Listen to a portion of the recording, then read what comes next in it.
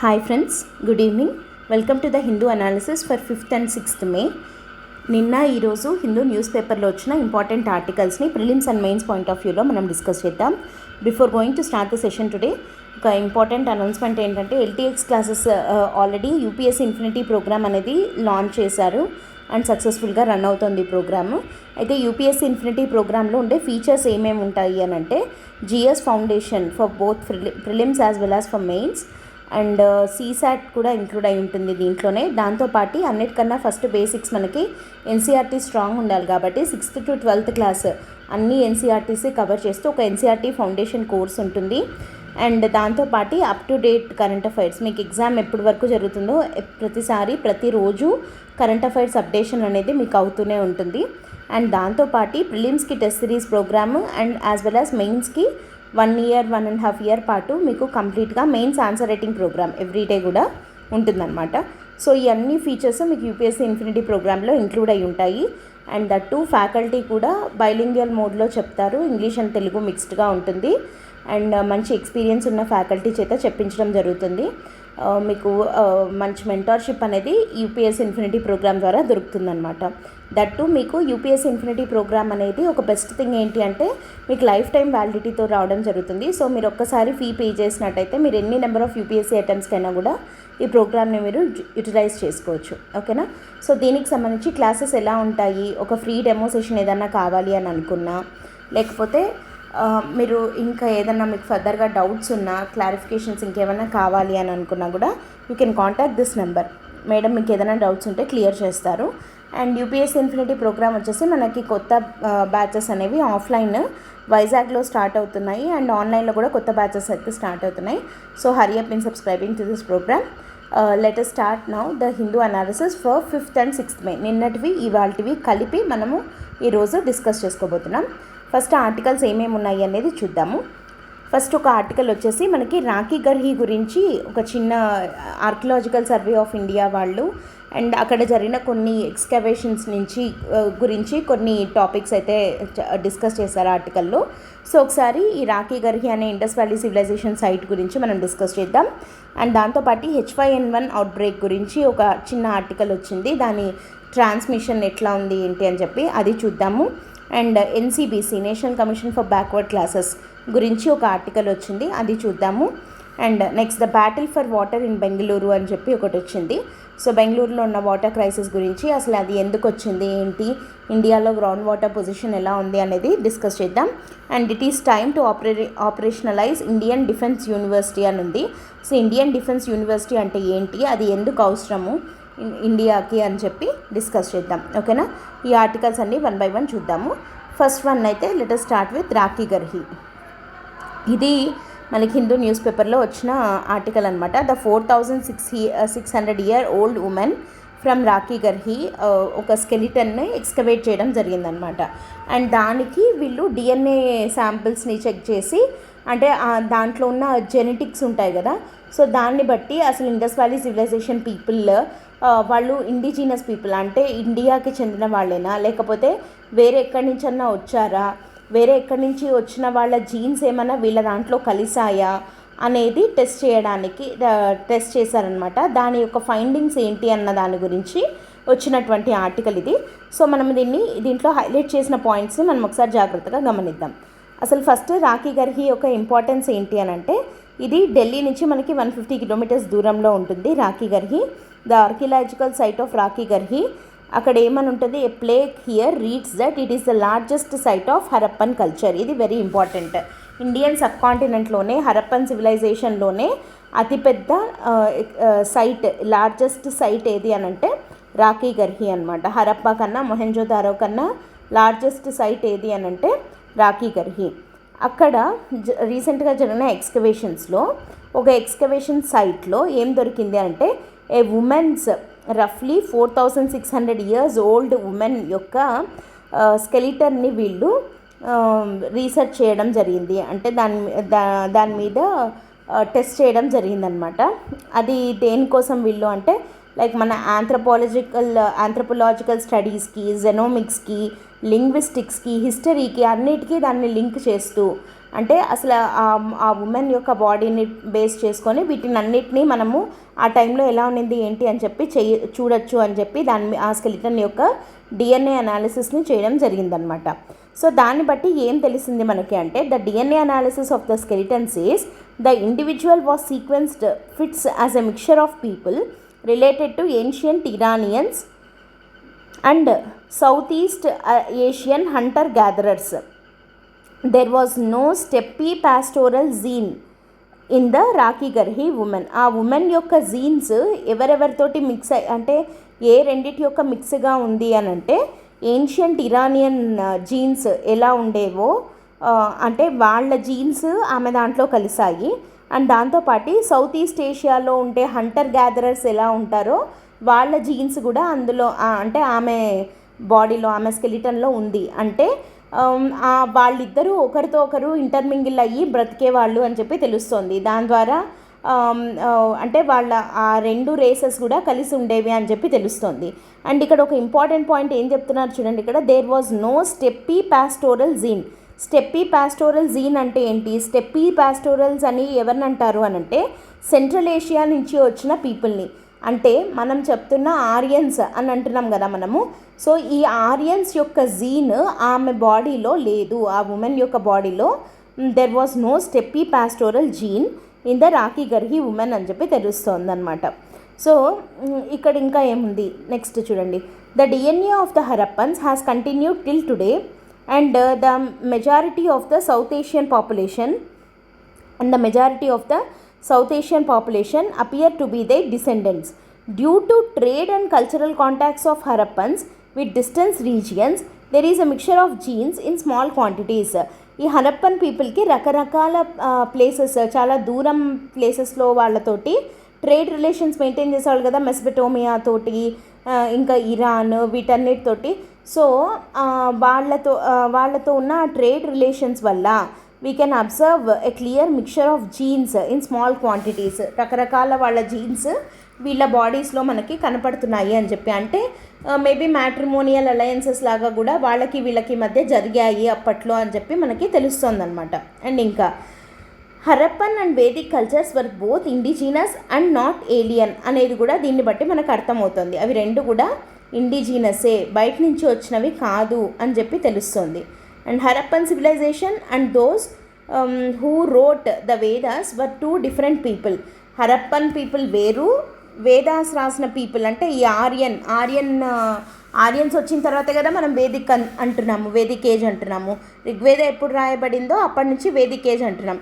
So వేదాలు రాసిన వాళ్ళు హరప్పన్ పీపుల్ ఇద్దరు డిఫరెంట్. ఎందుకంటే వాళ్ళ దాంట్లో వీళ్ళ జీన్స్ లేవు అంటున్నామంటే వాళ్ళు వేరు వీళ్ళు వేరు అని చెప్పి, అంటే ఇద్దరు 2 different పీరియడ్స్కి చెందిన వాళ్ళు అని చెప్పి మనకి తెలుస్తోంది కదా, అదొకటి. And next Harappa is a mature urban హరప్పాలో ఏం తెలుస్తుంది? Mature urban planning, the clean structures of houses, organized drainage systems, అవన్నీ హరప్పన్ సివిలైజేషన్లో ఉన్నాయి.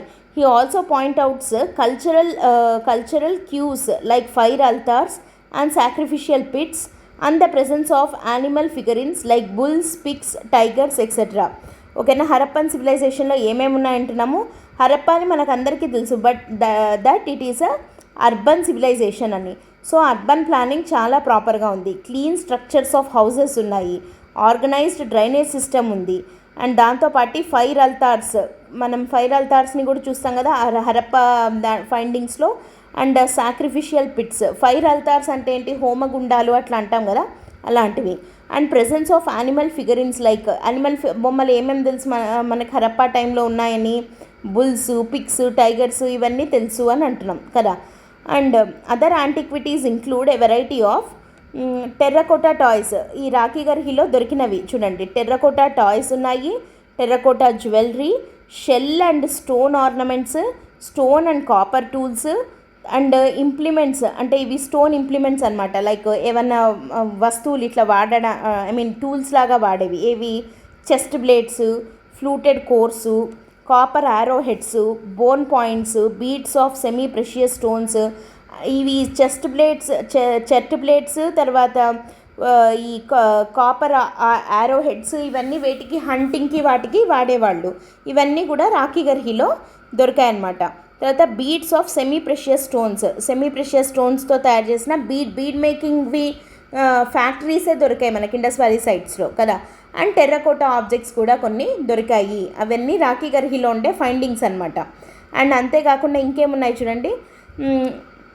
A center of industrial activity throughout various phases of excavation here includes A industries అంటే ఏ factories లాంటివి ఉన్నాయి ఆ టైంలో అంటే పాటరీ ప్రొడక్షన్ అంటే కుండలు తయారు చేయడము, తర్వాత ఇంకేమున్నాయి సెమీ ప్రెషియస్ స్టోన్స్కి సంబంధించిన ఇండస్ట్రీస్, తర్వాత అన్బేక్డ్ బ్రిక్స్ ఈ కిన్స్ అంటాం కదా, బ్రిక్ కిన్స్ అంటాం, ఇటుక బట్టీలు అంటారే అవి, తర్వాత హోమ్స్ కోసము బంట్ బ్రిక్స్ ఫర్ డ్రైనేజ్, తర్వాత ఫైర్ అల్తార్స్ ఇవన్నీ కూడా దొరికాయి అని చెప్తున్నాం.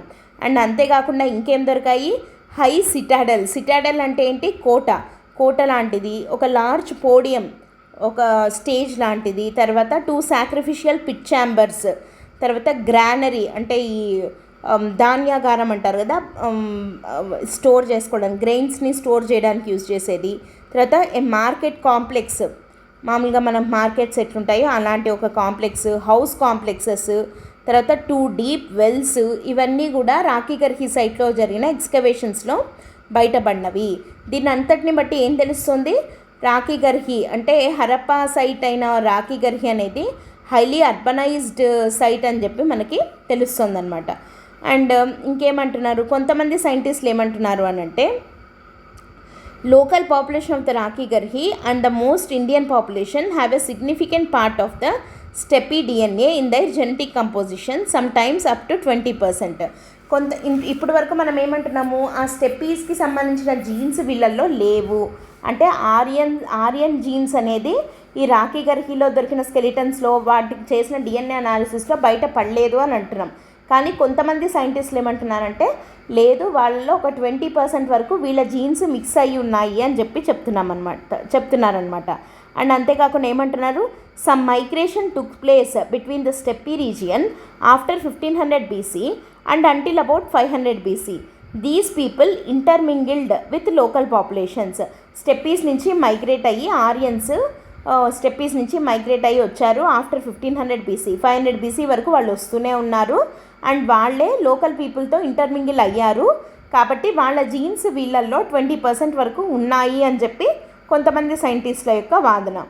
అండ్ ఇంకా ఏమంటున్నారు, there are genetic and archaeological indications that Harappan and Vedic cultures are the same though more research need to be done. So కాబట్టి రెండు ఒకటే అని చెప్పి చాలామంది వాదిస్తున్నారు. అండ్ ఇంకా ఏమంటున్నారు అని అంటే development and use of Sanskrit, the language of Rigveda considered the oldest book of Vedic literature and civilization. There is no evidence of language at the Rakhigarhi site. ఇప్పుడు రెండు ఒకటే అని అనుకుందాం అనుకోండి ఇప్పుడు వరకు చెప్పిన దాని ప్రకారం. మరి రెండు ఒకటే అని అనుకుంటే రెండు ఒకటే టైంలో ఉన్నాయి, వీళ్ళు ఇంటర్మింగిల్ అయ్యారు, అందుకే వాళ్ళ జీన్స్ వీళ్ళలో 20% వరకు ఉన్నాయి అని అనుకుంటే మరి మనం వేదిక్ ఏజ్ అనేది ఎప్పుడు ఋగ్వేద రాసినప్పటి నుంచి మనం దాన్ని వేదిక్ ఏజ్ అంటున్నాం. ఋగ్వేద అనేది రాయబడిన లాంగ్వేజ్ ఏంటి, సాంస్క్రిట్. మరి రాఖీగర్హిలో ఎక్కడన్నా సాంస్క్రిట్ యొక్క యూసేజ్ మనకు కనపడాలి కదా రాఖీగర్హి సైట్ ఫైండింగ్స్లో, కానీ మనకి ఎక్కడ కనపడదు. కాబట్టి దాన్ని బట్టి వీళ్ళు కలిసి లేరు, ఒక టైం వాళ్ళు కాదు అని చెప్పి కొంతమంది వాదిస్తున్నారు. లేదు, వాళ్ళు స్టెప్పీస్ నుంచి మైగ్రేట్ అయ్యి ఇక్కడికి వచ్చారు ఆఫ్టర్ 1500 BC, కాబట్టి ఒకరితో ఒకరు ఇంటర్మింగిల్ అయ్యి వాళ్ళు ఉన్నారు అని చెప్పి కొంతమంది సైంటిస్టుల యొక్క వాదన. ఫైనల్గా ఇప్పుడు ఏమంటున్నారు అని అంటే the Harappan civilization was a leading urban civilization having substantial trade contacts with other urban civilization of its time. అదే ఋగ్వేదిక్ టైంకి వచ్చేసరికి ఇట్ ఈస్ పాస్టోరల్ అండ్ తర్వాత ఋగ్వేదాలో ఇంకా ఏమని చెప్తారు, చాలా వర్సెస్ అంటే దాంట్లో ఉండే శ్లోకాలు అవన్నీ it is focusing on how gods helped the Aryans in their battles with other pastoral tribes and in acquiring the cattle wealth. The horse and the chariot are the dominant imagery in the Rigveda, but the horse and chariot are strikingly absent in the Harappan civilization, even as imagery on the thousands of seals it has left behind. So కొంతమంది ఏమంటున్నారు, వాళ్ళకి వీళ్ళకి సంబంధం లేదు అని వాదించే వాళ్ళు ఏం చెప్తున్నారు అని అంటే, హరప్పన్ సివిలైజేషన్ అనేది కంప్లీట్లీ అర్బన్ సివిలైజేషన్. అండ్ ఆ అర్బన్ సివిలైజేషన్ కాబట్టి వేరే వాళ్ళతో మిగతా చాలా అర్బన్ సివిలైజేషన్స్ తోటి దీనికి ట్రేడ్ కాంటాక్ట్స్ చాలా ఉన్నాయి. వేరాస్ రిగ్వేదిక్ సివిలైజేషన్ని మనం చూస్తే అది పాస్టోరల్ సివిలైజేషన్. అంటే ఎక్కువగా పాస్టోరల్ అంటే పశుపోషణ మీద ఆధారపడింది, అంటే రూరల్ బేస్డ్ సివిలైజేషన్ అనమాట. అండ్ ఆ ఋగ్వేదాలో ఉన్న చాలా శ్లోకాల్లో కూడా ఏమని ఉన్నాయి అని అంటే, దేవుళ్ళందరూ ఎలా వచ్చి ఈ ఆరియన్స్కి హెల్ప్ చేశారు in there fight against other pastoral tribes. వేరే ట్రైబ్స్తో వీళ్ళు చేస్తున్న యుద్ధాల్లో దేవుళ్ళే వీళ్ళకి వచ్చి హెల్ప్ చేశారు అన్నట్టుగా ఆ శ్లోకాలు అవి ఉండడము. అండ్ దాంతోపాటి రిగ్వేదిక్ వర్సెస్లో అంతా కూడా ఎక్కువగా మనకు కనపడే యానిమల్స్ ఏవి అని అంటే గుర్రం, హార్స్ అండ్ చారియట్, రథము, ఇట్లాంటివి ఎక్కువగా ఉంటాయి. కానీ మరి అది ఇండస్ వ్యాలీ సివిలైజేషన్కి వచ్చేసరికి అంటే వేదిక్ సివిలైజేషన్లో మోస్ట్ పాపులర్ అంటే హార్స్, చారియట్. మరి అదే ఇండస్ వ్యాలీ సివిలైజేషన్ సైట్స్లో మనకి చాలా సీల్స్ దొరికాయి కదా, వాటిల్లో ఎక్కడే కానీ మనకి హార్స్ కానీ చారియట్ కానీ ఇమేజెస్ కూడా దొరకలేదు. అంటే maybe they are not known about horse or chariot అని చెప్పి చెప్తున్నాను అనమాట. కాబట్టి అవి రెండు ఒక టైంవి కావు. ఒకవేళ దొరికినా చాలా మినిమంగా దొరికాయి, అవి జస్ట్ ఒకటో రెండో శాంపిల్స్గా దొరికాయి. కానీ వేదిక్ టైంలో వాటికి ఉన్నంత పాపులారిటీ హరప్పన్ టైంలో లేదు అని అంటే వాళ్ళు ఆ రెండు సివిలైజేషన్స్ ఒక టైంకి చెందినవి కాదు అని చెప్పి చాలామంది సైంటిస్టులు వాదిస్తున్నారు. సో మొత్తానికి ఇక్కడ ఏమంటున్నారంటే, రకరకాల స్కాలర్స్ రకరకాల ఫైండింగ్స్ ద్వారా కొంతమంది ఏమో అవి Harappa and Vedic both are same అని అంటున్నారు. కొంతమంది స్కాలర్స్ ఏమంటున్నారు, లేదు అవి రెండు డిఫరెంట్ టైమ్స్వి, ఒకదానితో ఒకదానికి సంబంధం లేదు. ఈ ఇండస్ వ్యాలీ సివిలైజేషన్ ఎండ్ అయిపోయిన చాలా కాలానికి ఆరియన్స్ వచ్చారు మైగ్రేట్ అయ్యి చెప్పి అక్కడి నుంచి అని చెప్పి చాలామంది చెప్తున్నారు. మొత్తానికి ఓవరాల్గా ఇక్కడ ఏం చెప్తున్నారు అంటే, మనకి ఎన్సీఆర్టీ బుక్స్లో ఈ రెండు వ్యూస్ని పెట్టాలి అని చెప్పి చెప్తున్నారు అనమాట. As the debate remains open, some scholars feel both arguments could have been put to the students in NCERT books to show that, ఏమని చెప్పడానికి, history and science are not absolutes. ఎప్పుడు ఇవి కంప్లీట్ అని చెప్పలేము, ఓకేనా. History and science are not absolutes but they evolve with time as further evidence comes to light. ఇంకా పోను మనకి ఇంకా దొరికే ఎవిడెన్స్లను బట్టి వాటికి ఒక కంప్లీట్నెస్, అబ్సల్యూట్నెస్ అనేది తర్వాత వస్తుంది. కానీ ఎప్పటికీ అవి అబ్సల్యూట్గా ఉండవు. హిస్టరీ కానీ సైన్స్ కానీ టైంతో పాటు ఆ అబ్సల్యూట్నెస్ అనేది వాటికి వస్తుంది అని చెప్పి ఇక్కడ ఆథర్ చెప్తున్నారు అనమాట. అది రాఖీ గర్హి గురించి. సో ఇక్కడ మనం సింపుల్గా రాఖీ గర్హి గురించి కొన్ని పాయింట్స్ ఏంటి, it is the largest Harappan site in the Indian subcontinent. అక్కడ ఏమేమి దొరికాయి, సెటిల్మెంట్స్ కొన్ని దొరికాయి, అర్బన్ సెటిల్మెంట్స్ అన్నీ ఉన్నాయి. తర్వాత సీల్స్ అండ్ పాటరీ దొరికింది, రిచువల్స్ అండ్ బరియల్స్ స్పాట్స్ దొరికాయి. అండ్ కొన్ని అదర్ ఫైండింగ్స్ లైక్ ఇందాక మనం చెప్పుకున్నాం కదా పైన, కిన్ ఫ్యాక్టరీస్, తర్వాత బీడ్ మేకింగ్ ఇండస్ట్రీస్, ఇవన్నీ కూడా మనకి రాఖీ గర్హిలో దొరికాయి అన్నమాట. This is the first article. Second article, it is time to operationalise Indian defence university అని చెప్పి అడ్మిరల్ కరంబీర్ సింగ్ అనే ఆయన రాసిన ఆర్టికల్ అనమాట. ఇది ఈయన 24th చీఫ్ ఆఫ్ నావల్ స్టాఫ్గా చేయడం జరిగింది. సో ఈయన ఇండియాకి డిఫెన్స్ యూనివర్సిటీ యొక్క నీడ్ ఎంత ఉంది అనే దాని గురించి రాసినటువంటి ఆర్టికల్ అనమాట. ఇక్కడ ఏమనుంది చూడండి, it is no surprise that several nations have established defence universities to promote academic rigour and enhance strategic thinking in their armed forces. Okay, అంటే ఇండియా యొక్క ఆర్మ్డ్ ఫోర్సెస్లో అకాడమిక్ రిగర్ని అంటే స్ట్రాటజిక్ థింకింగ్ని ఇంకా డెవలప్ చేసేందుకు గాను ఒక డిఫెన్స్ యూనివర్సిటీ అనే దాని యొక్క అవసరం చాలా ఉంది. చాలా నేషన్స్ ఆల్రెడీ వాటి యొక్క డిఫెన్స్ యూనివర్సిటీస్ని ఎస్టాబ్లిష్ చేసుకున్నాయి అని చెప్పి చెప్తున్నారు. పర్టికులర్లీ మన నైబర్హుడ్ నేషన్ అయినటువంటి పాకిస్తాన్లో ఇట్లాంటివి 2 యూనివర్సిటీస్ ఉన్నాయి ఫర్ ఆర్మ్డ్ ఫోర్సెస్ అని. తర్వాత చైనాలో వచ్చేసి 3 ఉన్నాయి అని చెప్పి తెలుస్తుంది. సో చైనాలో 3 మాత్రమే కాకుండా ఆస్ట్రేలియన్ స్ట్రాటజిక్ పాలసీ ఇన్స్టిట్యూట్ దాని ప్రకారము చైనాలో ఆల్మోస్ట్ 60 యూనివర్సిటీస్ దాకా ఉన్నాయి with military and security links అని చెప్పి తెలుస్తుంది. అంటే పాకిస్తాన్ మన నైబర్హుడ్ నేషన్స్ 2 అండ్ మనకి థ్రెట్ ఉన్న నేషన్స్, థ్రెట్ ఇచ్చే నేషన్స్ కూడా కదా ఇవి. సో పాకిస్తాన్లో వచ్చేసి 2 డిఫెన్స్ యూనివర్సిటీస్ ఉన్నాయి, చైనాలో వచ్చేసి యాక్చువల్గా అయితే 3, కానీ మిగతా 60 యూనివర్సిటీస్కి మిలిటరీ అండ్ సెక్యూరిటీ లింక్స్ ఉన్నటువంటి 60 యూనివర్సిటీస్ ఉన్నాయి చైనాలో అని చెప్పి తెలుస్తుంది. అంటే అవి వాళ్ళ డిఫెన్స్ వాటి ఆర్మడ్ ఫోర్సెస్లో అకాడమిక్ రిగర్ని పెంచడానికి, వాటిలో స్ట్రాటజిక్ థింకింగ్ని పెంచేందుకు గాను ఎంత స్ట్రెస్ చేస్తున్నాయి మిగతా నేషన్స్ అనేది మనకు అర్థమవుతుంది ఈ ఒక్క ఫ్యాక్ట్ని బట్టి. సో ఆ దృష్టిలో మనకి ఇండియన్ డిఫెన్స్ యూనివర్సిటీ అనేది లేకపోవడము అనేది చాలా పెద్ద డ్రాబ్యాక్ లాగా భావించవచ్చు. సో కాబట్టి ఇది ఒక లాంగ్ ఓవర్ డ్యూ డిమాండ్ ఇది. కాబట్టి దీన్ని ఇమీడియట్గా ఆపరేషనలైజ్ చేయాలి అన్నట్టు ఈ ఆర్టికల్ చెప్తున్నారనమాట. సో ఇక్కడ నేచర్ ఆఫ్ వార్ అనేది ఎప్పటికీ మారదు. While the nature of war remains constant, it's changing character imposes a premium on military education and academic preparation required to cope with current and future security challenges. అంటే war యొక్క nature ఎప్పుడు మారదు, కానీ future security ఛాలెంజెస్ని తట్టుకొని నిలబడాలి, armed forces correct డెసిషన్స్ని తీసుకోవాలి, స్ట్రాటజికల్గా ఆలోచించగలగాలి అని అంటే ఈ డిఫెన్స్ యూనివర్సిటీస్లో ట్రైనింగ్ అవ్వడము అన్నది చాలా ఇంపార్టెంట్ అన్నది ఇక్కడ వాళ్ళ ఉద్దేశం అనమాట. So to meet the complex challenges officers are empowered through a well constructed professional military education, PME curriculum అనమాట. ప్రొఫెషనల్ మిలిటరీ ఎడ్యుకేషన్ కరికులంలో వాళ్ళు ట్రైన్ అయినప్పుడు మాత్రమే కాంప్లెక్స్ ఛాలెంజెస్ని హ్యాండిల్ చేయగలిగే కెపాసిటీ వాళ్ళకి వస్తుంది అని చెప్పి అంటున్నారు. అంటే సింపుల్గా చెప్పాలంటే కెపాసిటీ బిల్డింగ్ తీసుకొని రావాలి ఆర్మ్డ్ ఫోర్సెస్లో అని చెప్పి చెప్తున్నారు. The Indian armed forces like others need a broad based education system. And అసలు ఈ అవసరాన్ని మనం ఎప్పుడు గుర్తించాము అని అంటే 1967లోనే chief of staff committee, COSC అని అంటాం దాన్ని, చీఫ్ ఆఫ్ స్టాఫ్ కమిటీ 1967లోనే they mooted the idea of setting up of a defence services university. అంటే వాళ్ళు అప్పటి 1967లోనే ఫస్ట్ టైం ఈ ఐడియా ఇచ్చిండేది ఎవరు అనంటే చీఫ్ ఆఫ్ స్టాఫ్ కమిటీ ఇచ్చిందనమాట. తర్వాత 1982లో ఒక స్టడీ గ్రూప్ని ఏర్పాటు చేయడం జరిగింది by COSC, chief of staff committee. And వాళ్ళు కూడా ఒక ఎపెక్స్ ఎడ్యుకేషనల్ బాడీ ఉండాలి ఫర్ ఆర్మ్డ్ ఫోర్సెస్ అని చెప్పి చెప్పారు in the form of Indian defence university అని. కానీ ఇంకా మళ్ళీ అది స్లో డౌన్ అయిపోయింది 1982 తర్వాత.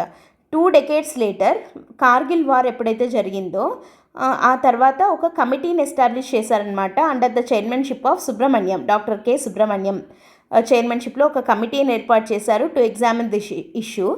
అండ్ ఆ కమిటీ ఇచ్చిన రికమెండేషన్స్ ప్రకారము 2010లో కానీ దానికి ఇన్ ప్రిన్సిపల్ అప్రూవల్ రాలేదు for setting up of Indian defence university in Gurgaon. ఓకేనా. And several world class training and education institutions run by Indian armed forces constitute a rich and a vast ecosystem of professional training. కానీ అంటే చాలా world class training institutions already మన దగ్గర ఉన్నాయన్నమాట professional training ఇవ్వడానికి. కానీ lacking ఏంటి ఇక్కడ అనంటే ఇంటిగ్రేటెడ్ ఫ్రేమ్వర్క్ అనేది లేదు, మల్టీ డిసిప్లినరీ అప్రోచ్ అనేది లేదు. అంటే ఇప్పుడు ఆర్మ్డ్ ఫోర్సెస్ విడివిడిగా దేనంతకది అంటే ఆర్మీ, నేవీ, ఎయిర్ ఫోర్స్ అట్లా విడివిడిగా ఉన్నాయి, కానీ ఒక ఇంటిగ్రేటెడ్ ట్రైనింగ్ ప్రోగ్రామ్, ఒక కరికులం అన్నది లేదు అని చెప్పి అంటున్నారు. The Indian defence university would remedy such shortcomings in India's PME system by providing a central institution of higher military learning through a well-qualified faculty with a mix of academicians along with serving and retired officers from military and civil services. So Indian defence university అనేది దీనికి ఒక remedy లాగా పనిచేస్తుంది. అదొక central institution లాగా ఉంటుంది for higher military learning. And దాంట్లో ఫ్యాకల్టీగా ఎవరెవరు ఉంటారు అని అంటే కొంతమంది అకాడమిషియన్స్ ఉంటారు, అలాంగ్ విత్ ఆల్రెడీ సర్వీస్లో ఉన్న మిలిటరీ ఆఫీసర్స్, రిటైర్డ్ అయిన మిలిటరీ ఆఫీసర్స్, తర్వాత సివిల్ సర్వీసెస్ నుంచి సర్వీస్లో ఉన్న వాళ్ళు, రిటైర్ అయిన వాళ్ళు వచ్చి వీళ్ళని ట్రైన్ చేయడం ద్వారా వాళ్ళని సెన్సిటైజ్ చేయడంలో కానివ్వండి, స్ట్రాటజికల్ థింకింగ్ని వాళ్ళలో డెవలప్ చేయడం కానివ్వండి, అకాడమిక్స్ని డెవలప్ చేయడంలో కానివ్వండి, ఇది హెల్ప్ అవుతుంది ఇండియన్ డిఫెన్స్ యూనివర్సిటీ అని చెప్పి చెప్తున్నారు అనమాట. The realization of IDU is long overdue. మనకి రాష్ట్రీయ రక్షా యూనివర్సిటీ అని చెప్పి గుజరాత్లో ఆల్రెడీ పెట్టారనమాట.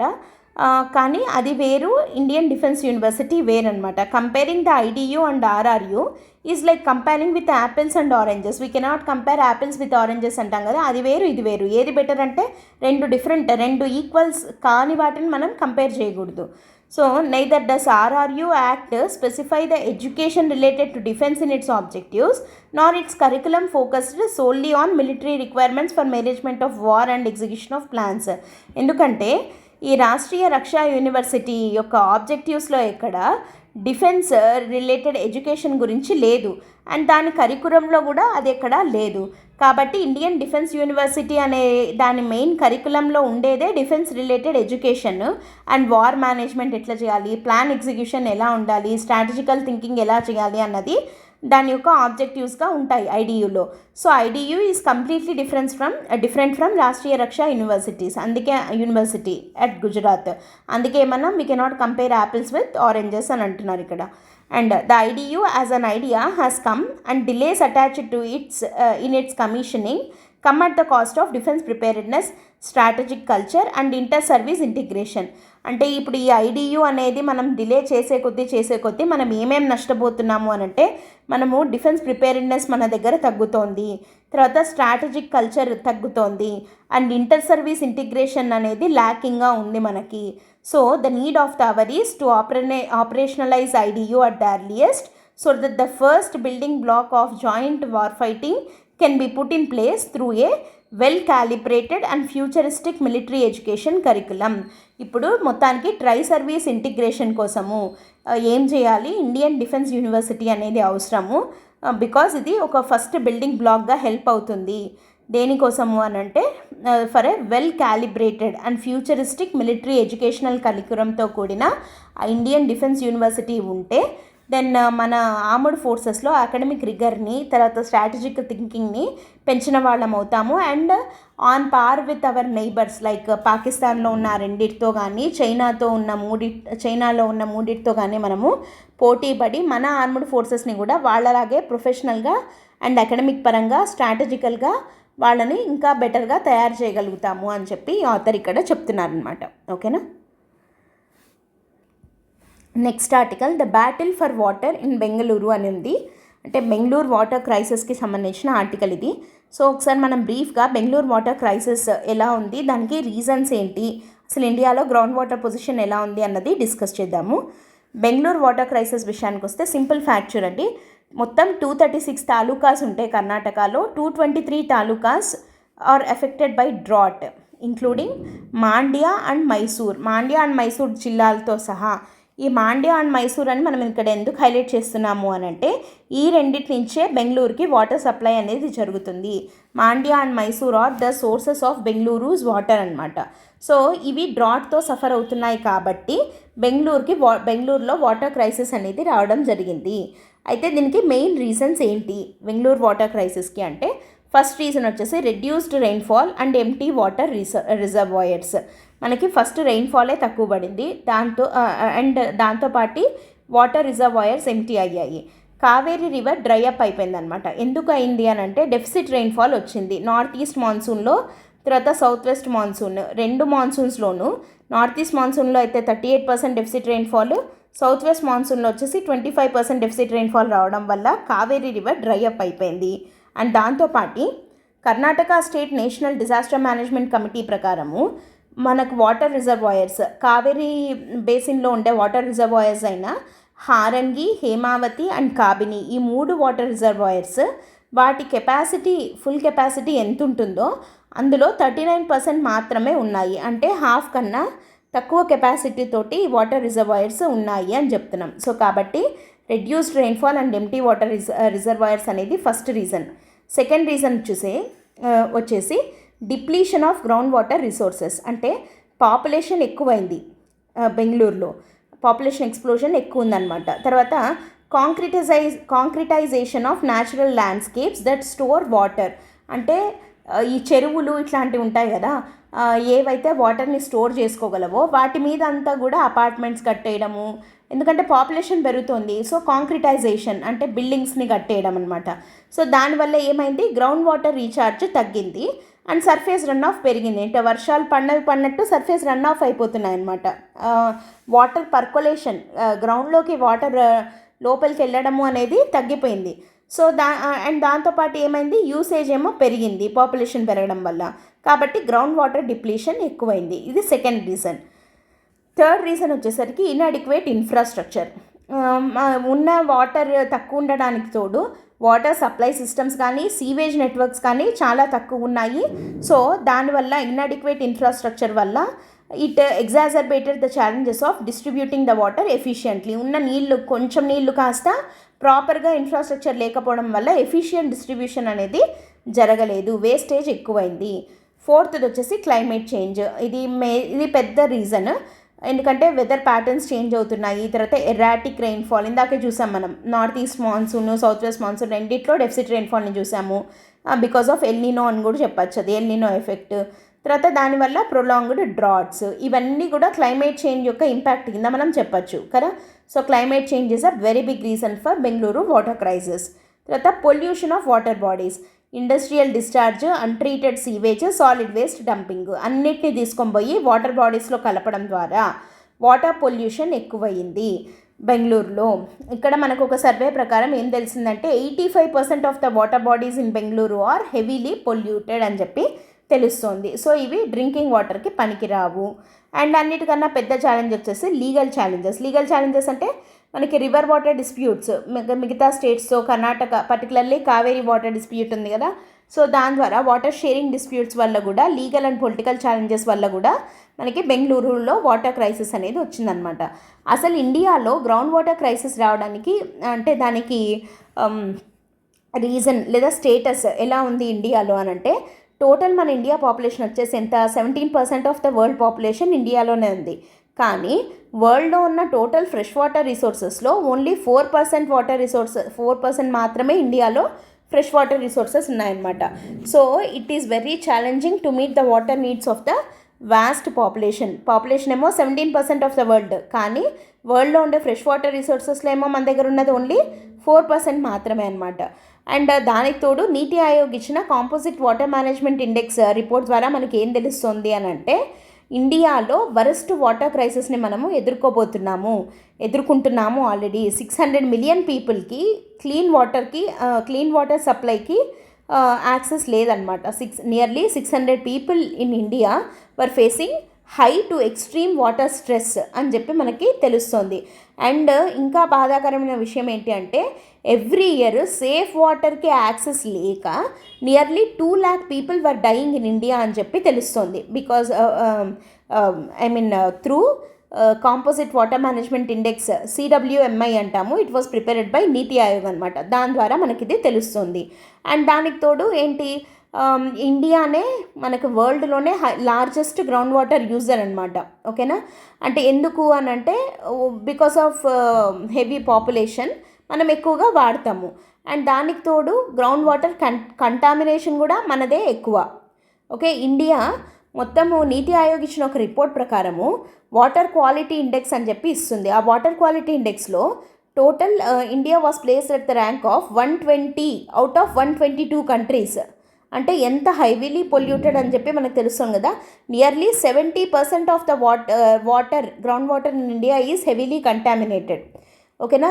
అంటే ఎందుకు ఇప్పుడు మనకి ఆర్సెనిక్ పొల్యూషన్, ఫ్లోరైడ్, తర్వాత ఐరన్, నైట్రేట్ ఇవన్నీ గ్రౌండ్ వాటర్ పొల్యూషన్ని ఇంకా ఎక్కువగా చేస్తున్న ఫ్యాక్టర్స్ అనమాట. ఇదంతా మనకి నీతి ఆయోగ్ ఇచ్చిన రిపోర్ట్ ప్రకారం తెలుస్తోంది. సో మనకి సేఫ్ వాటర్ డ్రింకింగ్కి యాక్సెసే లేదు. Around 163 million Indians lakh access to safe drinking water అని చెప్పి వరల్డ్ బ్యాంక్ రిపోర్ట్ కూడా చెప్తోందనమాట. సో దీన్ని బట్టి మనకి 2041 to 2080లో ప్రజెంట్ ఇప్పుడున్న గ్రౌండ్ వాటర్ కన్నా కూడా 3 times ఎక్కువ గ్రౌండ్ వాటర్ డిప్లీషన్ అనేది జరుగుతుంది. అంటే ఇప్పుడు బెంగళూరు ఏ సిచ్యువేషన్లో ఉందో ఆల్మోస్ట్ ఇండియన్ సిటీస్ అన్నీ కూడా మనకి రాబోయే కాలంలో 2030 కల్లా మిగతా ఇండియన్ సిటీస్ కూడా ఇదే పరిస్థితిని ఎదుర్కోవాల్సి ఉంటుంది అని చెప్పి తెలుస్తుంది. కాబట్టి మనం ఏం చేయాలి, దీనికి సొల్యూషన్స్ ఏమున్నాయి అని అంటే ఇంటర్లింకింగ్ ఆఫ్ రివర్స్ కానివ్వండి, తర్వాత వాటర్ హార్వెస్టింగ్ మెజర్స్ని తీసుకొని రావడము, ఇన్ఫ్రాస్ట్రక్చర్ మీద ఇన్వెస్ట్మెంట్ని పెంచడము, తర్వాత సస్టైనబుల్ అగ్రికల్చరల్ ప్రాక్టీసెస్ లైక్ హర్కేట్ కోప్ అని అంటారు కదా, పర్ డ్రాప్ మోర్ క్రాప్ అని చెప్పి, సో అట్లాంటివి. తర్వాత ఇంకా ఏమంటారు, వాటర్ ఇంటెన్సివ్ క్రాప్స్కి పాలసీ మెజర్స్ ద్వారా ఎంఎస్పీస్ని ఎక్కువగా ప్రకటిస్తే అప్పుడు ఏం చేస్తారు, ఫార్మర్స్ ఎక్కువగా అట్లాంటి క్రాప్స్ వేస్తారు. సో దాని ద్వారా కొంతవరకు మనము గ్రౌండ్ వాటర్ని సేవ్ చేయొచ్చు. తర్వాత వాటర్ పొల్యూషన్ని అడ్రస్ చేయడము, ఇంకా ఇట్లాంటివి ఇవన్నీ కమ్యూనిటీ పార్టిసిపేషన్ని పెంచడము, తర్వాత వన్ వాటర్ అప్రోచ్ని అడాప్ట్ చేసుకోవడము, ఇవన్నీ కూడా మనం వే ఫార్వర్డ్ కింద, ground water conservation way forward కింద మనము రాయొచ్చు అనమాట. ఒకవేళ బెంగళూరు వాటర్ క్రైసిస్ని బేస్ చేసుకొని వాటర్ క్రైసిస్ అనే దాని మీద ఓవరాల్గా ఒకవేళ ఎస్సేగా కానీ లేదంటే ఒక క్వశ్చన్గా కానీ డెఫినెట్గా మనం ఈసారి ఎగ్జామ్స్లో ఎక్స్పెక్ట్ చేయొచ్చు. అప్పుడు మనము స్ట్రక్చర్ అనేది ఇలా ఫాలో అయితే బాగుంటుంది. నెక్స్ట్ ఎన్సీబీసీ గురించి వచ్చింది ఆర్టికల్. ఇక్కడ మనకి ఆర్టికల్ అక్కర్లేదు, మనకి ఎన్సీబీసీ గురించి కొన్ని ఫ్యూ డీటెయిల్స్ని చూద్దాము. National commission for backward classes, ఇది 102 కాన్స్టిట్యూషన్ అమెండ్మెంట్ యాక్ట్ ఆఫ్ 2018 ద్వారా దీనికి కాన్స్టిట్యూషనల్ స్టేటస్ ఇవ్వడం జరిగింది. అండ్ కొత్తగా articles 338B and 342A were added. 340లో social and economically backward classes గురించి ఆల్రెడీ మెన్షన్ చేసింది మనకి. అండ్ ఇది ఇనిషియల్గా ఒక స్టాచ్యుటరీ బాడీగా ఏర్పాటు చేశారనమాట under ministry of social justice and empowerment. And తర్వాత ఏమైంది అని అంటే దీని మీద 2 బాడీస్ని ఏర్పాటు చేయడం జరిగింది వీళ్ళ స్టేటస్ని చెక్ చేయడానికి. కాలేల్కర్ కమిటీ ఒకటి అండ్ బీపీ మండల్ కమిషన్స్. కానీ ఆ తర్వాత ఇందిరా సహానీ కేస్ ఆఫ్ 1992 ప్రకారము సుప్రీంకోర్టు ఇచ్చిన వర్డిక్ట్ ప్రకారము ఒక పర్మనెంట్ బాడీని పెట్టాలి అని చెప్పి చెప్పడం జరిగింది సుప్రీంకోర్టు వర్డిక్ట్లో. దాన్ని బట్టే మనకి ఎన్సీబీసీ అనే దాన్ని పెట్టడం జరిగిందనమాట. తర్వాత later in 2018 it was given constitutional status. ఇంకా స్ట్రక్చర్ విషయానికి వస్తే దీంట్లో టోటల్ 5 మెంబర్స్ ఉంటారు, including chairman, vice chairman and 3 members. వీళ్ళనందరినీ ప్రెసిడెంటే అపాయింట్ చేస్తాడు. అండ్ వీళ్ళ యొక్క కండిషన్స్ ఆఫ్ సర్వీస్ కానీ టెన్యూర్ కానీ డిటర్మైన్డ్ బై ప్రెసిడెంట్ అనమాట. ఓకేనా.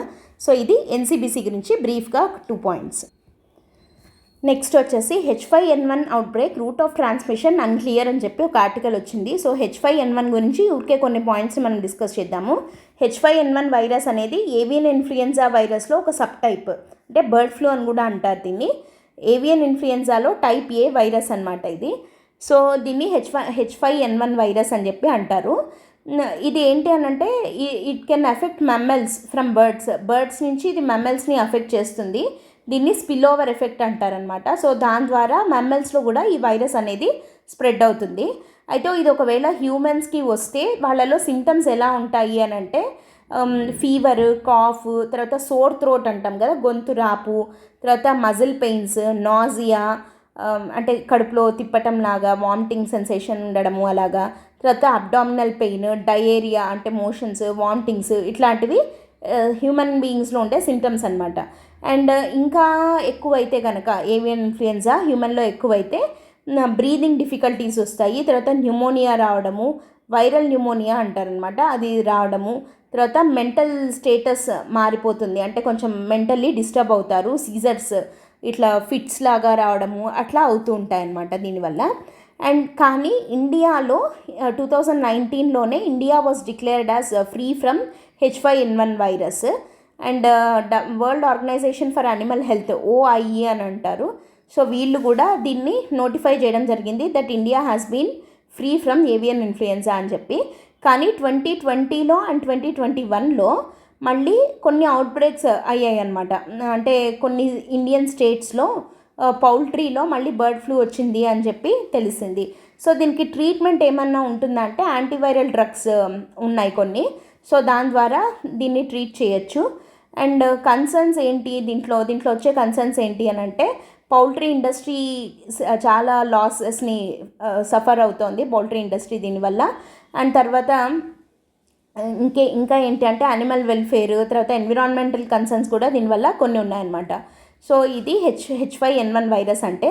సో మనకు దీని రిలేటెడ్ క్వశ్చన్స్ ఎట్లా అడగచ్చు అని అంటే ఒకసారి యూపీఎస్సీ ప్రీవియస్ క్వశ్చన్ ఎలా అడిగారు, H1N1 virus, H1N1 is sometimes mention in the news with reference to which of the following diseases అట్లా అని చెప్పి అడిగారనమాట. అంటే H1N1 వచ్చేసి స్వైన్ ఫ్లూ, H5N1 వచ్చేసి avian influenza type A virus లేదా బర్డ్ ఫ్లూ అంటామన్నమాట. So AIDS, bird flu, dengue, swine flu అని చెప్పి ఆప్షన్స్ ఇచ్చారు. 2015లో అడిగిన క్వశ్చన్ అది. సో ఇట్లా మనకి క్వశ్చన్స్ అడగచ్చు దీని మీద. సో ఇది జస్ట్ ప్రిలిమ్స్ పాయింట్ ఆఫ్ వ్యూలో ఒక 2-3 ఫ్యాక్ట్స్ మనం చెప్పుకోవడం జరిగింది. ఇవి ఈరోజు నిన్న హిందూ న్యూస్ పేపర్లో వచ్చిన important articles. Keep viewing the Hindu analysis series. Thanks for listening. All the best. By.